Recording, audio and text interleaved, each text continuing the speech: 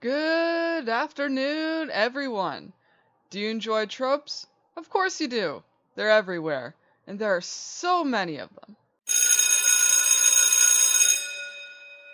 This is my second time having to record this because for some reason the first time didn't save, even though I know for a fact that I saved it and it's just being weird. Spent like 10 minutes searching for the audio file and now I have to re-record everything. Well, in this episode I'll be taking you all through 10 tropes that are the opposite of the typical tropes we see in books and movies. I'm trying to not freak out because I already recorded all of this, but luckily it's a short episode. Starting off with academic rivals. We all know the story. Two top students work hard and compete to be number one in their class. Well, how about the reverse of that? Two teachers that compete to have the top class. Even better if the classes have nothing to do with each other. Next, the bad boy who only likes you. Well then, how about we hit a quick reverse on that and make it the nice guy who hates only you. Even better if the main character has no clue what they did wrong, but for some reason, the nice guy just can't stand them. Only one bed. How about instead of that, it's too many beds. Make a ridiculously concerning number of beds. Have it be so many beds that they have no space to walk around, and they instead perhaps bond over the stupidity of it all. Have beds on top of beds, inside of beds, against beds, leaning against beds.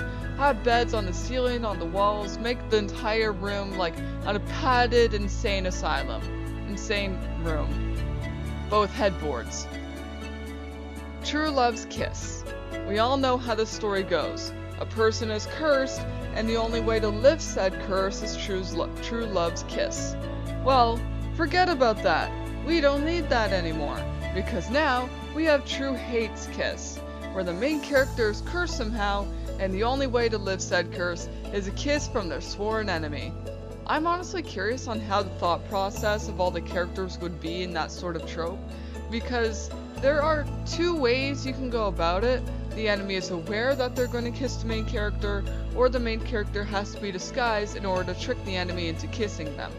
The disguised one sounds a lot easier to carry out, but having them aware of one would be pretty interesting and complicated, and would be a nice thought process in terms of psychology on how it would all play out. Being kidnapped by the mafia boss. Old, overused, boring. We've had enough of that. However, accidentally kidnapping the mafia boss? New, unique, we must know more. Soulmates who are fated to fall in love? Hell no. Soulmates who are fated to hunt down and kill each other? Absolute fire. Miscommunication, hated by so many people on its own. Over-communication. A lot of people with anxiety tear themselves apart by doing that. So bring it on. I don't want someone choosing to say they didn't see any enemies in the trees during a camping trip with some colleagues. No. I want someone to tell their colleagues about how hot one of the guys in the trees are, and how they daydream about being ran over by them despite only receiving a glimpse of them. Or, in a more innocent sense, I don't want someone working in, say, an office, too scared to say why they did something that fucked up the day's work. No. I want that person to go in depth about every little thought that was going through their head that day. From the moment they woke up, to what they were thinking about while eating breakfast, to what they were daydreaming about while they were in the car to work. Everything, every single detail, every single breath, every single mini conversation they had with themselves that day, that led up to that moment, to that fuck up, to even what they're thinking of in that moment and how terrified they are by everyone staring at them. We need the over communication. Love interest CEO? Hot? Powerful? Smart? A leader? No. Boring. Instead, we need a love interest CEO that's just so stupid and so dog shit at running a company that they end up running the entire thing into the ground. But the main character is just too distracted by their beauty, and only when they realize that their life is about to go up in flames do they decide to finally pay attention to the stupidity that they were head over heels for.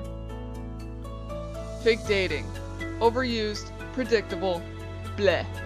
However, real dating but no one believes you? New, totally in. Adds in the perfect amount of frustration for the couple. They could be making out in public or planning out a date together, and everyone would just be like, cut the act. We know there's no way you two would get together. Or like someone asks out one of the love interests and they're like, actually, I'm with the main character. And the person's just like, yeah, sure you are. Marriage of convenience? No, not happening. Clearly not going to be a very healthy relationship anyway. Divorce of convenience sounds pretty damn realistic. Like their partner is building up some massive medical debt or something, and in order to not drown the one they love in their debt, they instead choose to get a divorce. Sounds pretty fucking gut-wrenching, especially if the two of them had been together for like 40 to 50 years. And well, there are 10 reverse tropes that you can use to switch up the way that you write in order to try and create something truly unique. Check out my novels on Amazon and Kobo, link in description. Check out Quill and Scroll Stash in the description. Check out the Creative Writing Club Discord server in the description. Check out my personal Instagram at dark_night_wolves. And let's go see which ridiculously awesome switch ups on common tropes we can make today. Hopefully I actually save it this time and it doesn't disappear.